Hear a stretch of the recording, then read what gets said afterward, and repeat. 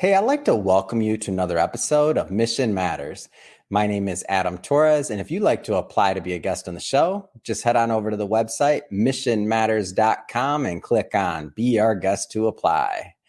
All right, so today I have Vincent Voorhees on the line, and he's president of Link Systems International. Vinny, welcome to the show. Hi, Adam. Thanks for having me. All right, Vinny. So I've been excited to get you booked on this show for a long time. I know that you will be an author that in one of our upcoming Mission Matters books. For those that have been watching or listening to this show for a long time, these are my favorite episodes. Just to let you know, there's going to be a little bit of a teaser episode. So we'll go a little bit into what Vinny's going to bring to the table in terms of his writing and some of his ideas. But we'll also be bringing Vinny back on the show for a second deep dive once the book is live. So we're not going to give you everything here today. But just to get us kicked off, we'll start this episode the way that we start them all, with our Mission Matters Minute. So, Vinny, we at Mission Matters, we amplify stories for entrepreneurs, executives, and experts. That's our mission. Vinny, what mission matters to you? There were a few things that I've wanted to write about. As we get older, we start thinking about leaving something behind. The thing that I sort of clung on to was something that I've been thinking about for a long time. It's this sort of concept of whether or not you're really all in. And that's what my contribution to this upcoming book is. And really what that means is, I'm getting longer in the years. And so a lot of folks will come to me and they'll ask me questions and, hey, I got this idea and this is what I'm thinking of doing. Or, they'll be in some phase of either starting a business or thinking about starting a business. Yeah.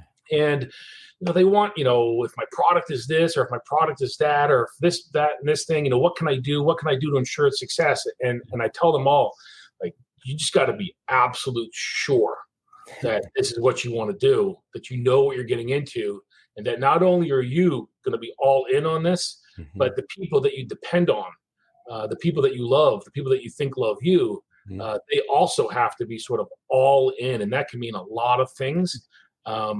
And some of what those things meant to me is what I wrote about. And, I'm sure there are other things where other people can interpret that. But dedication to your mission is often more important sometimes than the mission itself. And that's sort of how I approached this. Man, I love your angle, all in. So I'm working on another book, and there's different ways to say all in. I was working on one of my other and writing another piece, and my title was jumping off the ledge. There's different ways to look at this, but all the same thing. Like, if you don't have that dedication, if you don't have that commitment, if you're not all in, to use your words, you need that extra ounce of energy, right? That's right. And people will say things like jumping off the ledge. Yeah. And they're thinking about the ledge. Yeah. And what they're not thinking about is immediately after you jump off the ledge, you're now in a spiraling free fall towards your impending doom, looking up at that ledge that was very safe and comfortable that you've now left, right? And so that's really, there are a lot of euphemisms and things like that you can use to talk about what it means. And, it all is just another way to say it. And, and it's more than, if I can just back up a little bit, because one of the things that, I like to remind people is that, the word entrepreneur means a lot. A high school kid who, she's doing a paper route, shoveling driveways in the winter and mowing lawns in the summer. Well, that's an entrepreneur. Yeah. Somebody who, one of your former colleagues back from your Wall Street days who raises, $40 million of venture capital, hires the best and brightest students out of the Ivy League and sort of builds a business that's almost guarantees to succeed. That's an entrepreneur. And I sort of, my sweet spot is sort of, in the middle, people who aren't sole proprietorships or small partnerships. People who aren't the service If you're a plumber or electrician and you have your own business, I mean, that's a great career. And I encourage a lot of people to get into trades, and ultimately you want to do that by yourself. But that's not sort of the entrepreneur I'm talking about is somebody who's trying to build a business, trying to get a business, whether it's a $5 or $10 million business or a $20 to $50 million business, where they're running every component of the business. And so maybe they were good at computer programming, or maybe they were a good salesperson, but now they find themselves having to learn and understand marketing, learn and understand accounting. And you can say to yourself, well, I'll just bring on an accountant and they'll just do it for me. But the fact is, I can't count the number of people who are robbed blind by giving the, check signing authority away to somebody who, came recommended from somebody else, but somebody who they didn't know. And so really, you have to learn all the components, and a lot of people who started, I know you did this when you started Mission Matters, you're answering the phone, you're changing the toilet paper in the bathroom. I mean, right. There's nobody, when you look around and there's nobody else to do any of these things. Yeah. You're doing it, and then you're building it, and then you're bringing more people on, and you're growing your sales team. But you can never really let go of it until you get to a certain comfort level. Yeah. And the question becomes well, when is that comfort level happen? And I've been doing this stuff for 35 years, and I'm still waiting to till I reach comfort level where I can just, not pay attention anymore, golfing and boating every day, and just watch the business just run itself, and and cash those checks.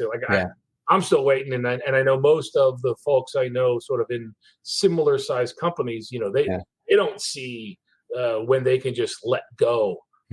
Basically, when you finally get to the point where you can sell it, right? That's when you can let go. Although, a lot of us crawl back up to the top and then jump right off that ledge again the second time. I've seen it. It's a lifestyle being all in. It's not a thing you can just do. People like to say things, I play hard and I work hard and I sleep hard, and that's how I live my life. And, and I think there's something to it, but just that ability to commit to something, whatever it is, and just, you see it through, you show up, whether it's parenting or entrepreneurism or volunteer work. Yeah. That's awesome. And Vinny, you just took me back in history. First off, couldn't have built or done any of this without our other co-founder here, Chirag Sagar. So he has his own stories from the earlier days, but my story, as we were talking, so on Tuesdays and Thursdays, I'm pretty much interviewing people all day long. Like that's our clients, show hosts, all these different things. Like I'm doing interviews, but in the early days, my first great hire, his name was Julius, and he was our first editor in the early days. I'd record the show, we'd be done, I'd edit it, I'd distribute it, we were doing everything, right? Like that was the early days, and that was the start. So when you talk about that, you're taking me back in time, man. I'd be tired. I'm editing, listening to the show, doing all the other things, but the process, it's so interesting. Like those that go through that process and get to really know their businesses, as they hit and achieve these next levels, it's not about having other people bring other ideas. Of course, that's how you innovate. That's how you can, grow faster and do a lot and add a lot of value by getting the input of others. But there's something to be said for having some of those early, let's just say, growing pains, right? That's right. Well, I just, just to use your example about editing. Now, if you're an actor being hired to work on a Jerry Bruckheimer set, you don't think about editing because that guy's already got the best and the brightest, and that's really not your job as an actor. But when you're starting out and you hire your first editor, you need to know exactly what you want that person to do. You can't rely on your first hire to edit towards your version, your vision, if you hadn't had to go through that process to learn editing yourself. Now, of course, you probably were a little annoying when you first hired him because you're just like, well, what about this? And what about, he's like, hey, I thought I was hired to do this. Yeah. Well, you kind of were, but I'd still like to stand over your shoulder for a few minutes. And that's really the, not being able to just simply walk away until you have faith that, that you and he or she are in agreement that you're going to do sort of what we've decided we want to do because this is how we're going to grow the business. And that responsibility, and if you have a partner, that's even better. But the responsibility of, what are we going to do and how are we going to make sure that we're all facing the same direction. We're all marching at the same cadence. And that's not a part-time job, and that's not even a full-time job. That is, it's a lifestyle. It really is. And if and this is kind of going back to, you asked me sort of what people ask me, what I warn folks is, if you think you're going to do this and be successful, but also not miss, your kids' swim meets, or not be late for birthdays, or not have to change vacation plans because a huge opportunity came up and you're just going to have to kick that Disney trip out 3 months, it'll be super hard to succeed. Because the idea that, well, I planned this vacation, I'm going to go on this vacation, and therefore I'm just going to go send the person I hired to do presentations, or the person I hired to do sales for me, especially in early stages of a company, that is a kiss of death right there. And even if you get away with it once or twice, in the long run, it's you. You're the entrepreneur. It's your vision. It's your plan. And without you, things will get lost in translation. Let's take a step back here for a moment. So tell us a little bit more about how you got started as an entrepreneur. Like, what did your journey look like? Well, that's interesting. I mean, I'll be totally honest with you. I've never really felt like I was an entrepreneur.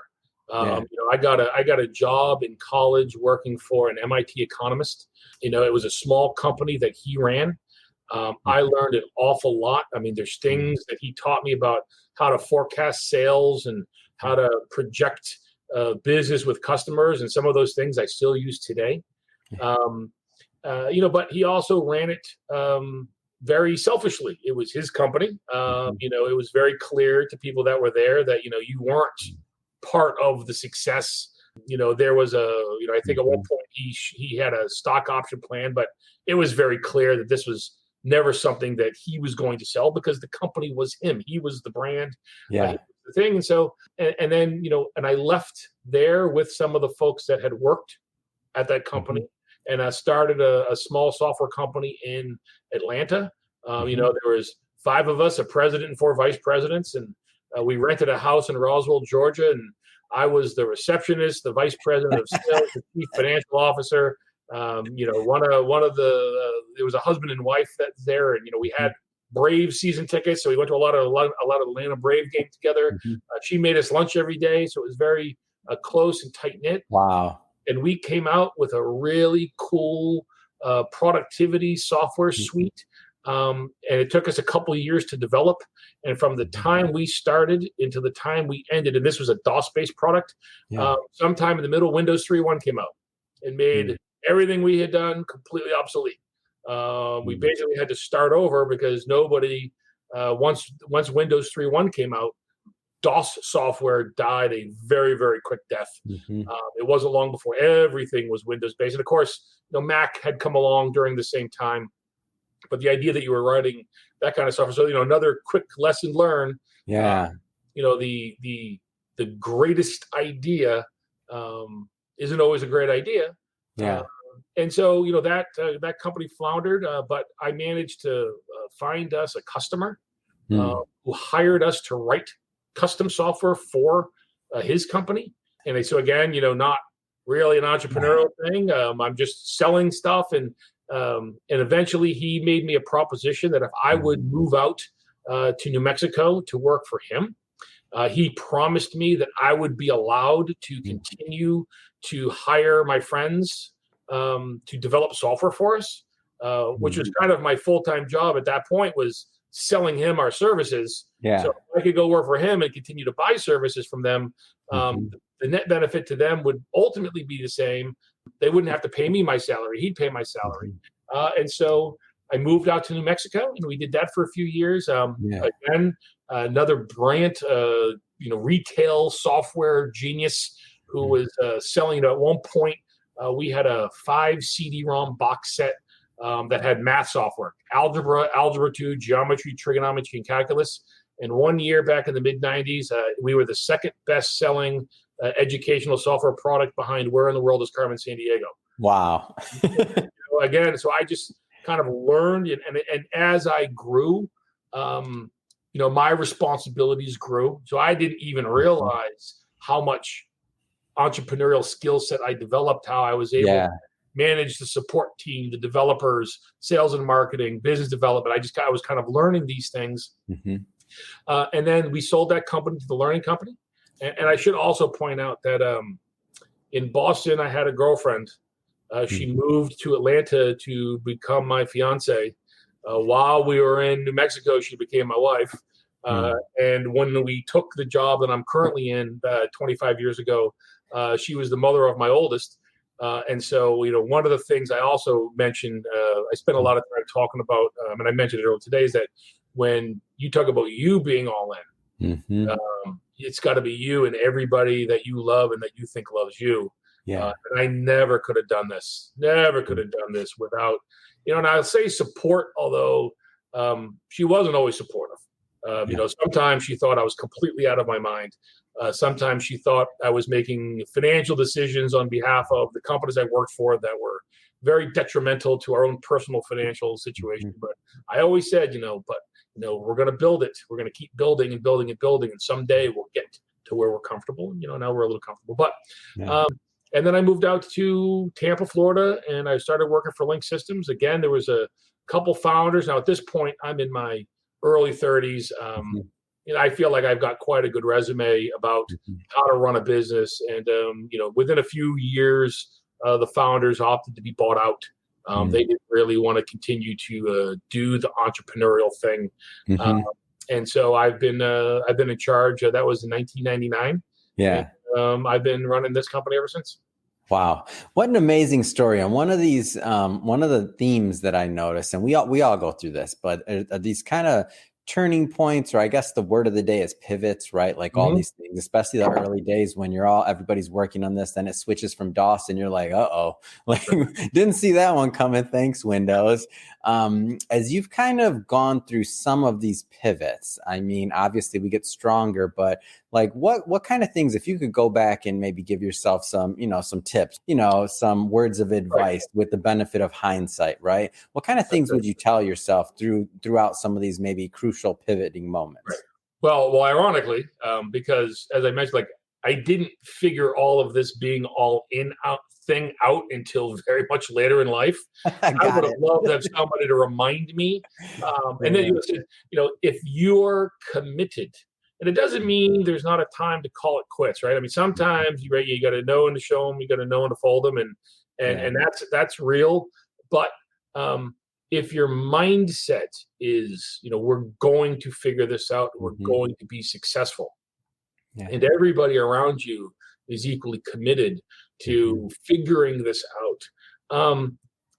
Figuring it out is kind of the easy thing. You can panic, you can say all is lost. My idea is ruined. It was my only good idea. But honestly, if you have only one really good idea, the entrepreneurial path is going to be very long. You need to have a lot of good ideas. They're not always product ideas. Sometimes they're cash flow ideas, or the lack of cash flow ideas, or how I'm going to make this work, or how I'm going to make this customer forgive us and win the customer back, or whatever that looks like. But really, patience is another, I think, great piece of being all in.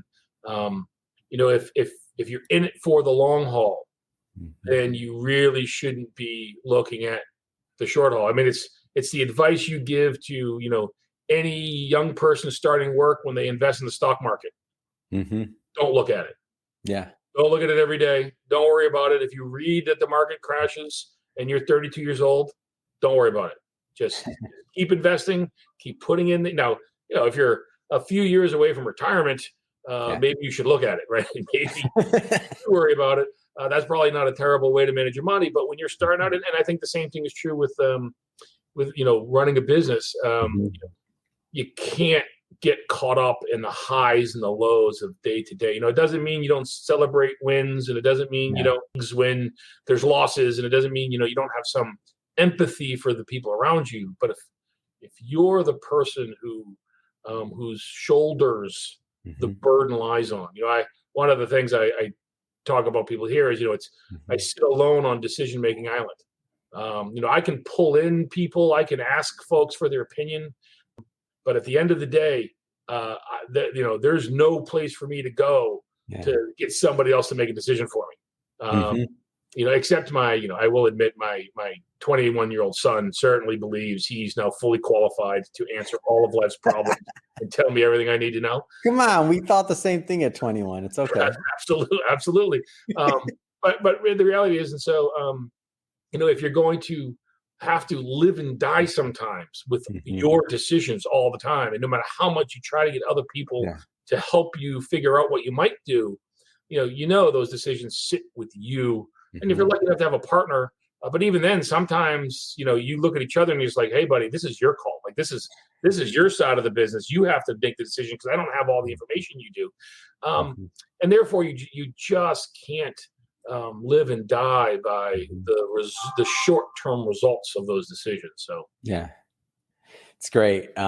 Great words here. And you said a whole lot. I hope our listeners go back. You might want to re-listen to that part of the segment. Lots of knowledge over years of experience there. I want to switch focus slightly here. I do want to spend some time talking about Link Systems International. So you mentioned it earlier, but maybe tell us a little bit more about the company. Sure. And it's a great example of a lot of things I talked about. So, we're in the educational technology space. So we basically have, software, services, and solutions that are all designed to help students succeed.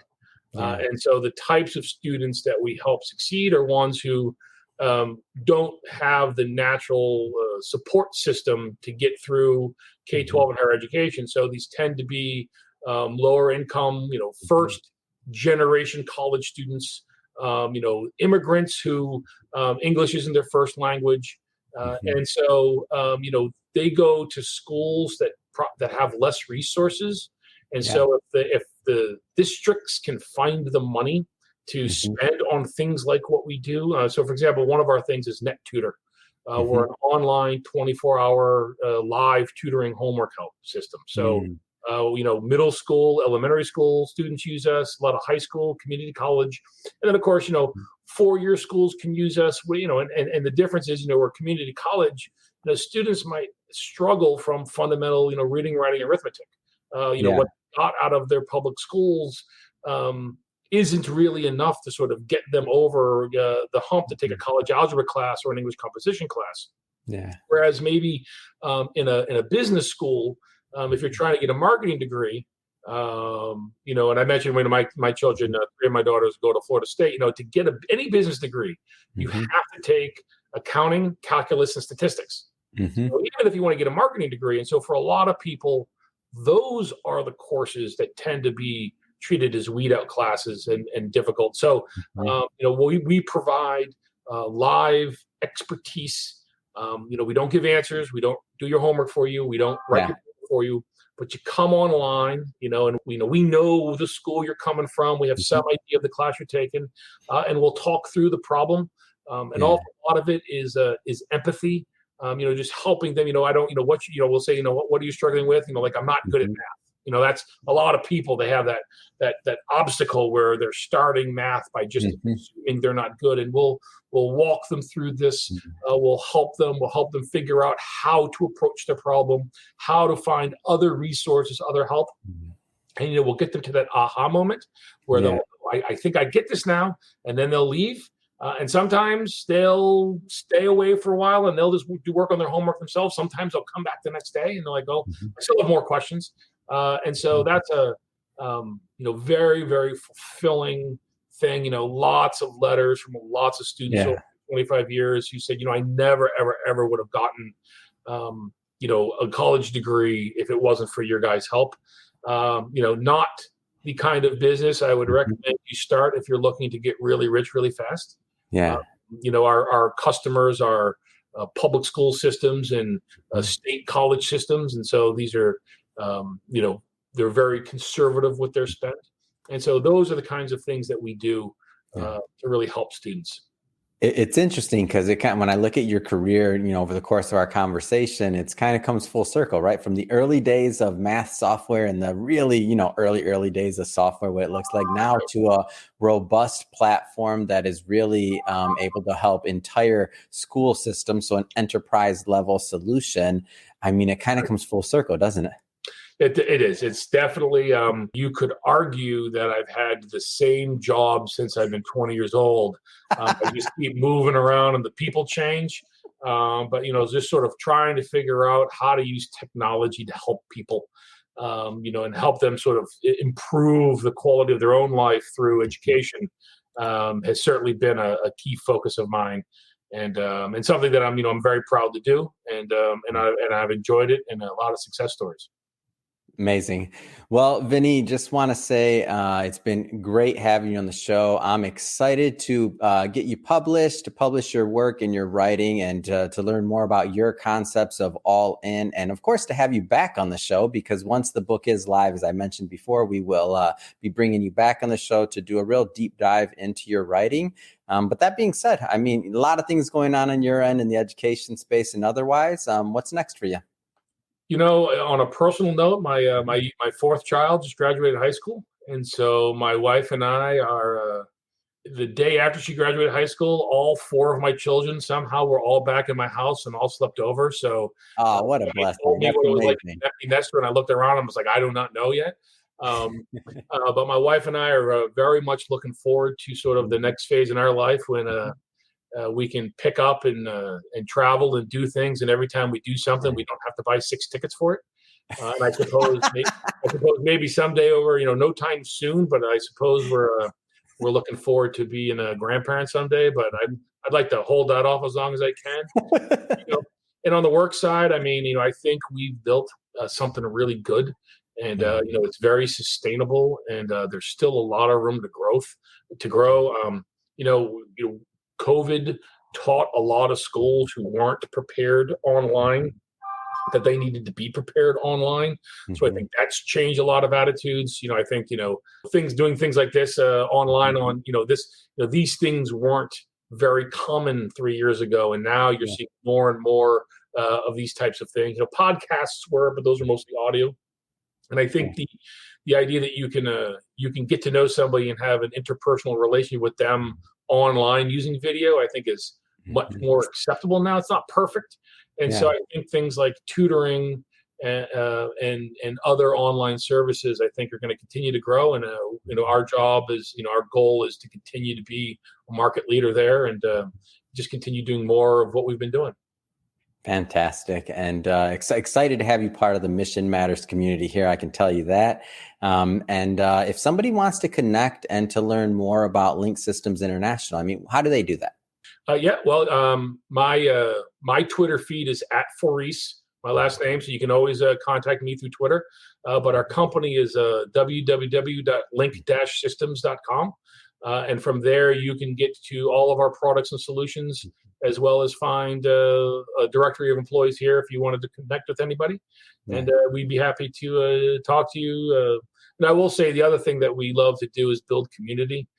So we do have a number of consortia of, customers who share what we do with each other, where we kind of take a step back and let them kind of figure out what the best practices are. One of the things that I have learned is that I don't have the answers, and that while I can certainly preach what I think everybody should do, it's much better if people sort of figure that stuff out on their own, and that's sort of our approach to education. Fantastic. And we'll put all those links to the website and all that good stuff in the show notes so that our audience can just click on it and head right on over and check out what you're up to. And speaking of the audience, if this is your first time with Mission Matters, we're a platform that's all about bringing on entrepreneurs, executives, and experts and having them share, their expertise, their background, of course, their mission and why they do what they do. And what can we all learn from that? If that's the type of content that sounds interesting or fun or engaging to you, we welcome you. Hit that subscribe button. We have many more mission-based individuals just like Vinny coming up on the line, and we don't want you to miss a thing. And Vinny, until the next time, really, it's been great having you on the show. Thanks again. Thank you so much. It's been a pleasure. I had a good time.